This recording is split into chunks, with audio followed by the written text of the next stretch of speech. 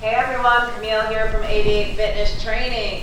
Today I'm going to go through the reverse curl. So if you've ever heard reverse curls or saw that in your programming but weren't quite sure what that is and how to do it, I'm going to go through all that today. So we'll start by showing you how to do it, what the benefits are, and then I'll take you through some of my very favorite variations of it at the end. So stay tuned, check it out. Alright, the reverse curl. If your coach ever put that in your program and you weren't quite sure why, I'll go through that today. So the reverse curl is just a pronated grip, which just means overhand. You come up just like that, looks like that. So with that overhand grip, you're going to flex at the elbow, coming up, squeezing at the top, lowering down slow. So just from the side, overhand grip, flex at the elbows, squeeze at the top.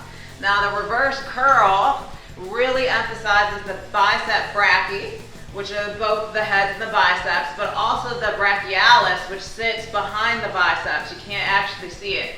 And then to some degree, the brachiradialis, which is this meaty top part of the forearm right here. So that's one of the reasons it's a great addition to your arm day, is because you're pulling a little bit of that forearm in, and again, you can hit that muscle underneath the bicep brachii, which isn't always hit with other exercises. So, in terms of how to do them, you could do the dumbbell version, which I just showed, which is just straight up, straight down, focusing on that pronated grip, that overhand grip. Just like that. You really want to take your time and squeeze at the top. You're going to feel this for sure in those biceps, just like that. A lot of times people can't do as much weight as they could with this underhand grip, this supinated grip, and that's all right. Just lighten your dumbbells. It's supposed to be harder, so don't panic. All right, so a lot of times when people are doing that, they have a little bit of wrist discomfort right here. So another variation that you can try that I like is the easy bar curl. So you can place your hands on here like so. You can see they're at a different angle a little bit compared to the dumbbells, and definitely different than the straight bar. I'm going to show you that in a second. But same principles apply. Straight down, flex at the elbow, come up, squeeze. You can even see that brachiradialis in my forearm. Flex, it's under load right now. Down, come up, squeeze, just like that. So again, if you have a little bit of wrist discomfort, easy bar is probably the way to go. You can usually lift a little heavier just because you got both hands working together in tandem versus the single dumbbells unilaterally.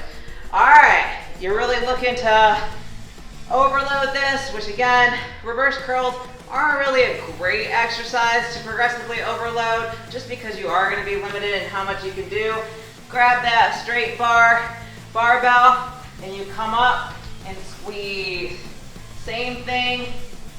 It's a little more challenging though because this thing's pretty heavy, but hey, dumbbells aren't hitting it, easy bar curls aren't hitting it, grab this barbell and give it hell.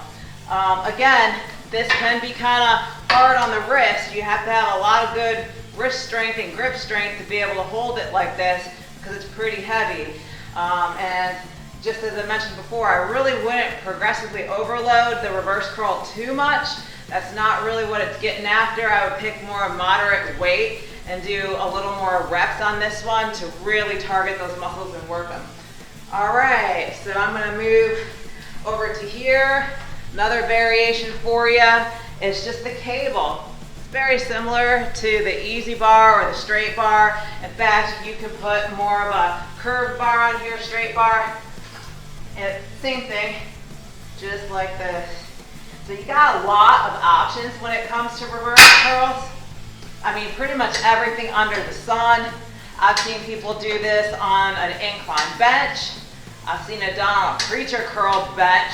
Really great, especially because you can isolate the biceps and there's no reason to use momentum. So really great exercises. But in terms of common mistakes that people make when they do this, number one is going too heavy. So the moment you are cranking up that barbell and you're starting to use that momentum, and you can't really get the lift and focus on the contraction, you're not getting the maximum benefit out of it. So you need to lighten that weight and hit those reps. Make sure you're getting that good rep range, that 6 to 12 for hypertrophy. All right, number 2 common mistake on this one is gonna be overextending the wrist as you come up. You need to maintain wrist position just like this. A lot of times at the top, people want to crank those wrists back like they're squeezing a little more out of it, but that's not really good. That's really going to lead to wrist injury when you're cranking it back. You got all those ligaments and extensors in the lower part of the arm here and the wrist, and you're just going to fatigue those, strain those, or sprain them. So you don't want to do that, especially if you have that heavy barbell. So definitely keep that in mind. Just again, we'll get a close up here. When you come up, you want to make sure your hand is in line with the forearm and maintain it the entire time throughout that range of motion. So no wrist, flip back up like that. Don't extend the range of motion. This one doesn't need to be extended. All right, so now that I've shown you how to do them, different variations, what not to do, I want to show you one of my very favorite variations. All right, it's going to be a cross body reverse curl. So instead of coming across your body like this with the hands supinated, we're going to do it pronated. So just like that. Oh yeah. You really want to squeeze as you come across. Cross body curls are really great for the bicep brachii and the brachioradialis, that part of the forearm. So I would definitely work these into your routine, just like that, just like that. Squeeze. And I would hit them probably as a superset. So I would hit traditional reverse curls and then finish with a set of reverse cross body curls as a finisher. All right, y'all, I hope that's everything you possibly could have wanted to know about reverse curls. So next time you see that in your programming, don't panic. You know exactly what to do. All right, y'all, thanks for tuning in. Make sure you check out our bicep playlist for more videos. And as always, like and subscribe. Camille, 88 Fitness Training.